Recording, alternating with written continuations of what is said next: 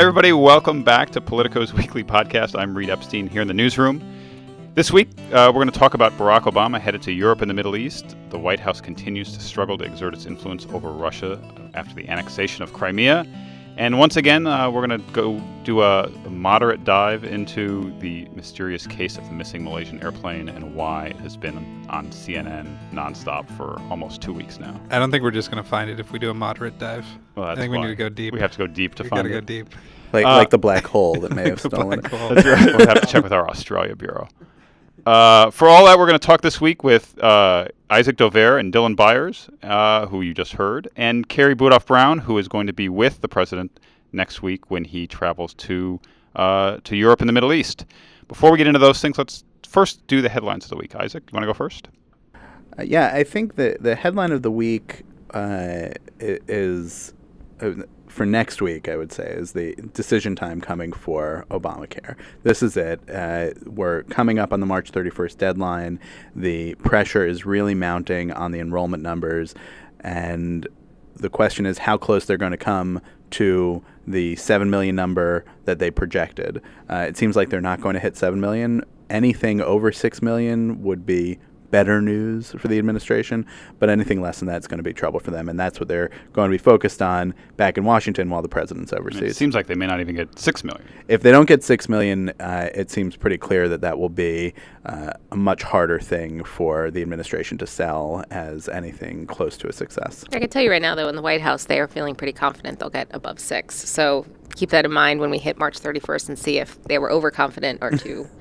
Or not. I think that's right. And then they're pretty confident also that they're not going to hit 7 and that everybody will jump on them nonetheless for, even if they get 690 or 6.9, 6.999 will still be seen by many as falling short, and that's something that they are ready to complain about but accept in the White House. Dylan? The media headline is breaking news, nothing happened, which is that there's this enormous over-reliance on the breaking news chyron on CNN, and people are starting to criticize them for that, especially in light of the Malaysia Airlines coverage. They consistently don't find anything, and somehow this qualifies as breaking news. And there's sort of a Twitter spat that's gone on between some big figures at CNN and MSNBC. And, of course, MSNBC has been faulted for also having an over-reliance on the breaking news chyron. I think the lesson for news organizations is maybe just dial it back and call it a developing story. Well, that may be also the problem with the plane, is that there is actually no news for a long time and may never. Like, if that plane's on the bottom of the ocean, we're never going to find it, right? Right. It is amazing to me how, like, if you don't come up with something, though, that can qualify as breaking news. Or if you come up with something and then they prove that wrong, that is breaking news. We are beginning to see some restraint on that front, though. Carrie? My headline's Ukraine pain. Ukraine pain. Yes. Because short and sweet. It's Ukraine pain. Rhyming. Because it's, taking up a lot of time behind the scenes for the White House. A lot of, for about ever since the new year, the White House was benefited from the fact that they were able to stay dominating the headlines every day with what they were doing, what narrative they wanted to drive on the economy, or their State of the Union initiatives. It's taking up a lot of time behind the scenes. They're having to contend with public questions about it, and then next week the European, meeting with the European allies, trying to figure out a way forward on dealing with Russia and Ukraine will dominate his week. And that week is going to take place largely overseas. Yes. And you're going on this trip with the president. Tell us a little bit about sort of where he's going, what the news we can expect from each of these stops, or is it more sort of a broader theme to catch out of the next week? Well, he's heading on Sunday to the Netherlands, and then Brussels, then Rome, and then Saudi Arabia. And the first two stops the first stop is supposed to be about a nuclear summit, nuclear security summit, which is an initiative he started years ago. But the first two stops where he's meeting with members of the G7, the big world economic powers, and then he was going to meet with leaders of the EU and NATO. There was a different theme or different expectation from the White House when this was set up, months ago. Now it's going to be about how the, European leaders, how strongly they can come out with statements of support for Ukraine and pressuring Russia, the expectation for whether there'll be any sort of announcements on sanctions or anything like that, I mean, very wishy-washy at this point. I think a lot of this is atmospherics, whether the president can forge any kind of unity among European allies and what kind of sanctions they can accept down the road. So there's a lot of divisions there. So those are the first few days. Then once he heads over to Rome, this is the personal highlight for the president because he's going to be sitting down with Pope Francis, the figure he's tried to align himself with. The president is in a unique position where he is usually the superstar on the world stage, and now he's meeting Pope Francis, who is clearly someone who is more popular and cooler than the president right now. So that will be There's a lot of people who are cooler than the president right yes. But the way we judge things in politics, he world is Times leaders. Person of the Year. Yeah, exactly. That's big. Barack Obama's Times Person of the Year. In fairness, we were all Times Person of the Yeah, Year. it's true. He also meets with the new, leaders in Italy. And then he heads to Saudi Arabia, which this was tacked on. This part of the trip was tacked on just recently. And it's viewed as a bid by the president to shore up that alliance with Saudi Arabia. They've been very concerned and very upset with the United States on Syria, on opening up negotiations with Iran. And there's a lot of concern on the part of Saudi Arabia about the reliability of the United States and the president. So this is about, sort of paying some, giving face time to the leaders there and trying to realign that relationship. Speaking of plane in Ukraine, do we think this might finally break into some of the relentless plane coverage and give the media something else to cover this trip? The plane? Oh, the Ukraine. Yeah. Yes, the trip. The plane trumps Ukraine. I'm confused. I don't know. I don't think so. Like a news making. I mean, it's supposed to be a newsy trip. I mean, I certainly think the Pope coverage is really gonna capture a lot of attention for the day before, some days leading up to it, and certainly that day, which is Thursday. So I can see that really dominating the conversation. I think with Ukraine, and Russia, it depends on what they can come up with while they're there. The Obama and the other leaders. If there's something that's beyond what the expectation is, I think you could see it breaking through a little bit. Or if Russia advances into Ukraine, obviously, I think in some ways the Ukraine piece of it's dependent on that. And Saudi Arabia, get some attention, but I think the Pope will dominate a bit of it. What are we going to see out of this Pope meeting? Are we going to see? Yeah. It seems like most of these things take place behind closed doors, away from the cameras. What will we see on television and pictures here of the president's meeting with the Pope? We'll see him walking through the Vatican, being greeted by certain, members of the, hierarchy. We will see him walk into a room with the Pope. We'll see him greeted by the Pope. Does he get to ride in the Pope-mobile? No. It will be a private meeting, but there will be readouts on both sides, and I think we've seen with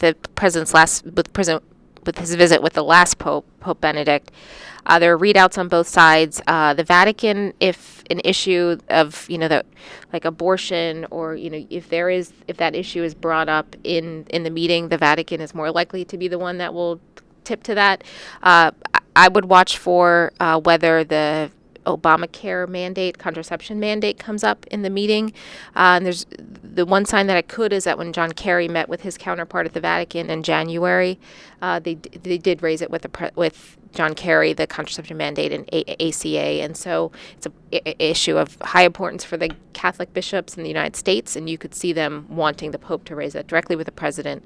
I think if it does happen, the only way we'll find out is if the Vatican tips to it, of course, or if, the president's aides tip to it. It seems like that's the tricky thing about meeting with Francis is that you've got this person out there that the White House has identified as the great avatar of the economic agenda that they are talking about that is apolitical, and it must just be right because the Pope believes in it. And so he's got a chance, the president has a chance now to go and put his hand around the Pope and be together with him, but he's also got to deal with this thing that has been very much a difficult part of the relationship with Catholics and with the Pope in general, whether it's Francis or previous popes. Yep.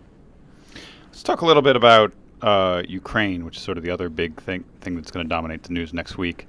Isaac, you've written a little bit about this. It seems like, though the White House has pushed out all of these different levels of sanctions against specific Russians and touted the impact on the Russian economy of what's already taken place. They also openly admit that none of what they've done seems to have any impact on Putin's thinking or his aggression, or at least what they view as his aggression towards Ukraine and Crimea. Yeah, it does not seem to have changed anything that Putin would have done here. He said he was going to put troops into Crimea, and he did. He said that they were going to have a referendum to see about what Crimea's state of affairs was going to be, and they did. He said he was going to accept Crimea's results of the referendum, and he did. He said that they were going to annex Crimea, and they did. At every step of the way, Barack Obama has come out and said, don't do that. Warning you, don't do it. Consequences, costs. The rest of the international community has actually been, I think somewhat surprisingly, very much in lockstep with President Obama on this. And it hasn't changed what Putin has said he was going to do at all. And now, the president, before he left for a campaign swing in Florida yesterday, he stood in front of Marine One, military helicopter at the White House lawn behind him, and he said, now we're worried about threats to southern and eastern Ukraine, what Putin might do there. Now, Putin hasn't said what he might do, but it seems pretty clear that the White House is feeling like we may be looking at this escalating even more. And every time that the president or his aides talk about an off-ramp, it doesn't seem to make a difference. And now it switched yesterday from they stopped saying off-ramp to saying, there's another path to take here, and we really urge Russia to go with it. But it doesn't seem like we're probably headed that way soon. And it seems like much of the establishment or the conventional wisdom is that Crimea is certainly gone, and it's okay for Crimea to be gone, and that if we're playing the long game, that we have bigger fish to fry in terms of how we deal with Iran and with Syria and all of this, and so at the end of the day, it's okay if he takes Crimea. It's not okay if he takes more of Ukraine, but I don't know. At what degree does all of this sort of so-called weakness and this inability to actually be taken seriously on the national stage, at what point does that become a real problem for Obama? I mean, it's not a problem insofar as he's not looking at getting reelected or anything like that. Well, the issue is, I think, not just for Obama, but for the entire world. We have a situation where there is nothing short of sending a military in, it seems, that would change what Putin has done here. The entire world looks weak, if that's how we're going to say it, compared to what Putin's been doing.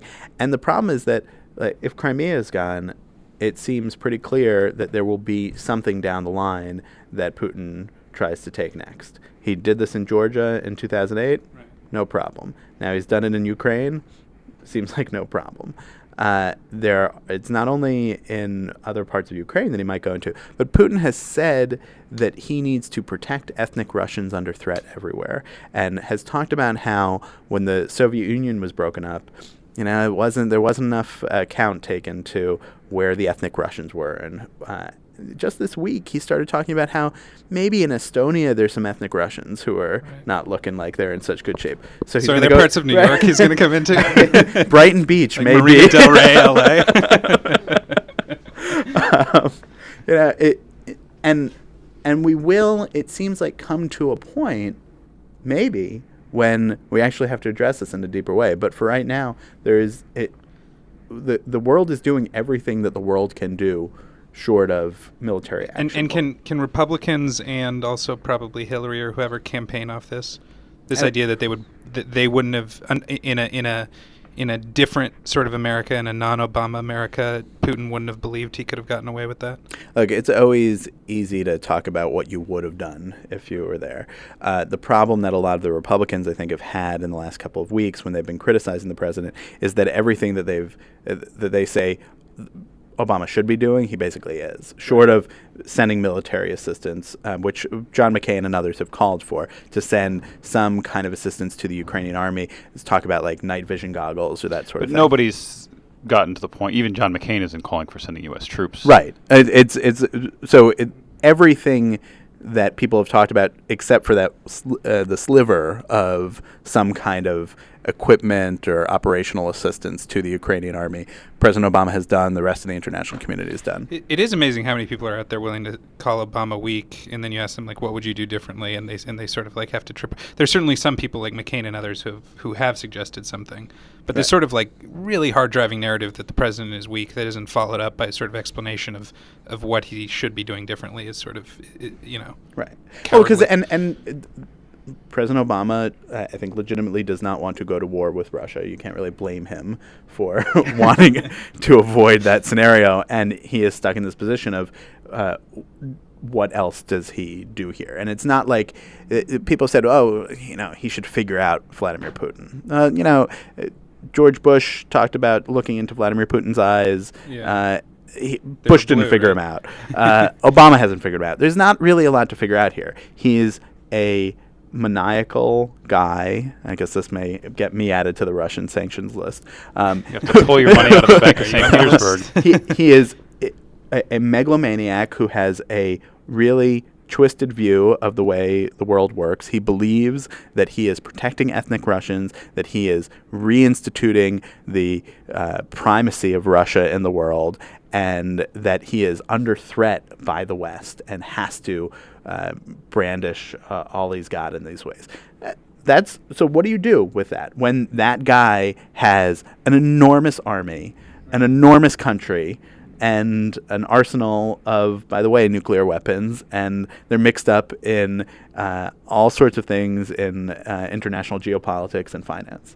Isaac, the White House, at the beginning of this, they were making the claim that it was, in fact, Putin who looked weak because the majority of Ukraine's government, the Western Ukrainian, the European-seeking Ukrainians, had taken this event to break away from Russia and turn their alliance and their eyes towards Europe, and that phenomenon would make Putin look weak. Are they still trotting that argument out now that it's clear that Putin has made some significant territorial gains? I think it was the argument that they were making was less that Putin looked weak, but that Putin was sort of on the defensive. He's operating from a position of weakness. And part of what was feeding that is something that remains true, which is that Vladimir Putin's worldview is that he has to, he's under threat from the West. Russia is under threat from the West, and he has to protect Russia from that. He has to fight back. That what he saw going on in Ukraine was Obama, America, the rest of the world infiltrating the mentality of Ukrainians and pulling them away from Russia, sort of making them believe things that weren't true, and going after the Ukrainians in a way that threatened Russia's interests. And that, lo and behold, that argument was winning out, and that's why he had to make the move that he made.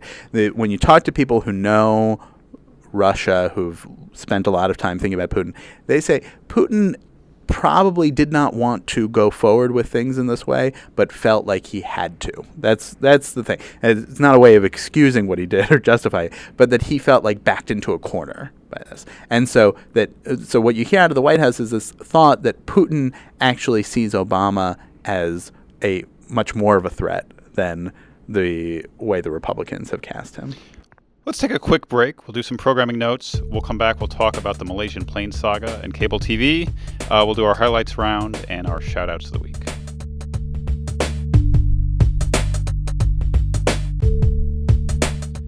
Hey, podcast listeners, a couple big things to put on your schedule. The first is the triumphant return of Women Rule.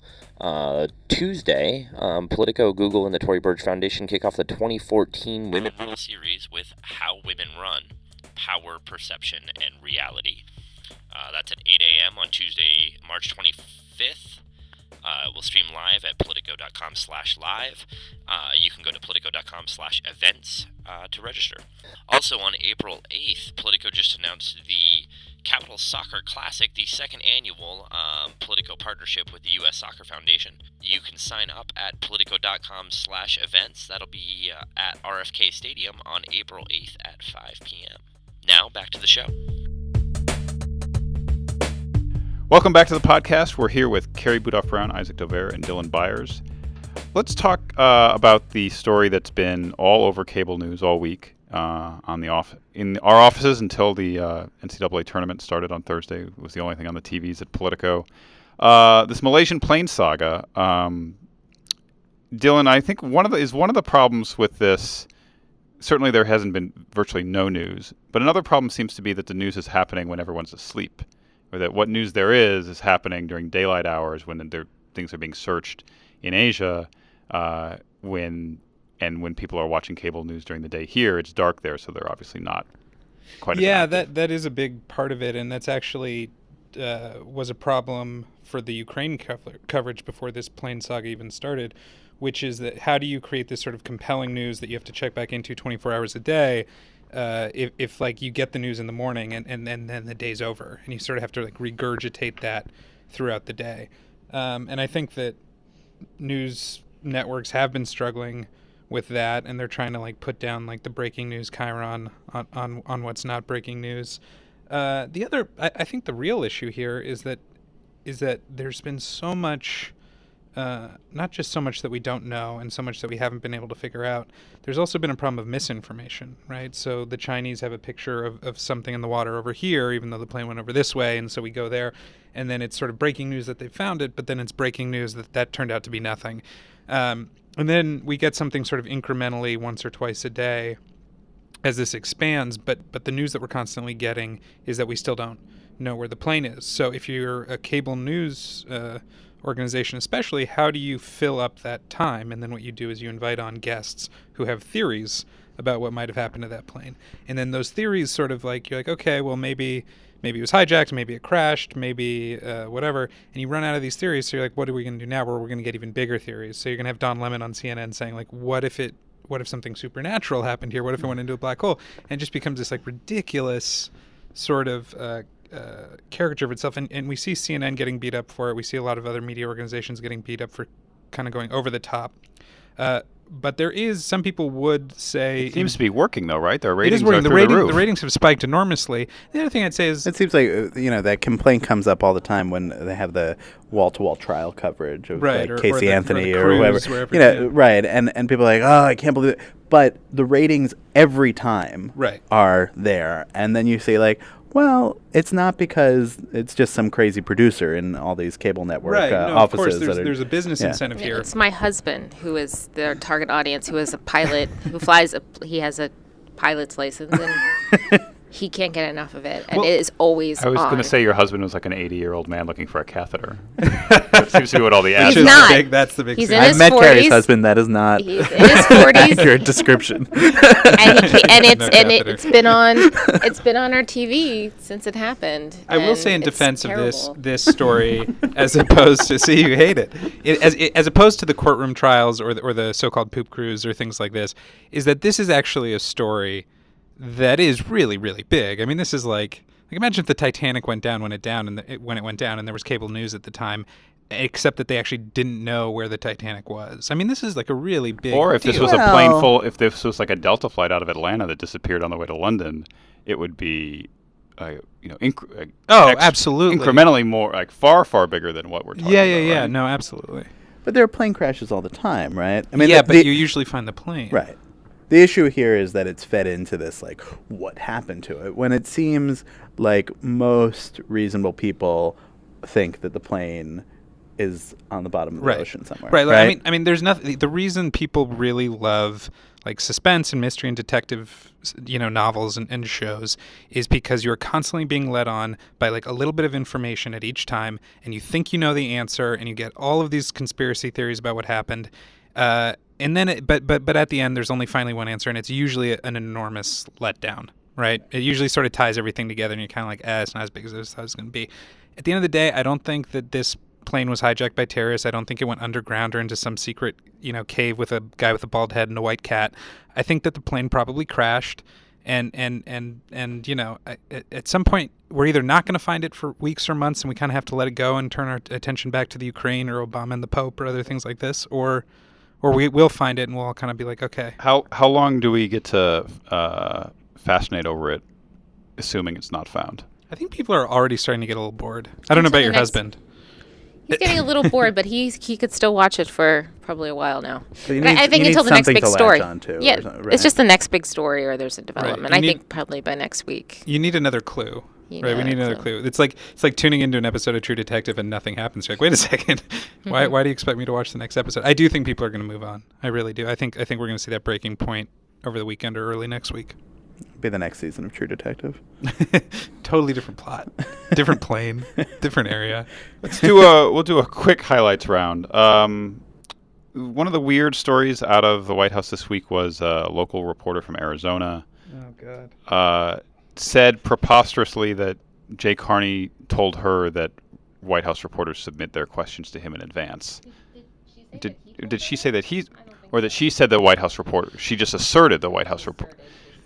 That clearly is not the case. It got picked up and zoomed around the right wing blogosphere before Carney, as well as many people in the White House press corps, knocked it down. The woman happened to be on a plane back to Phoenix at the time and was unable to answer for herself. But then she put up a retraction, and then they took down that retraction, then they put up another retraction.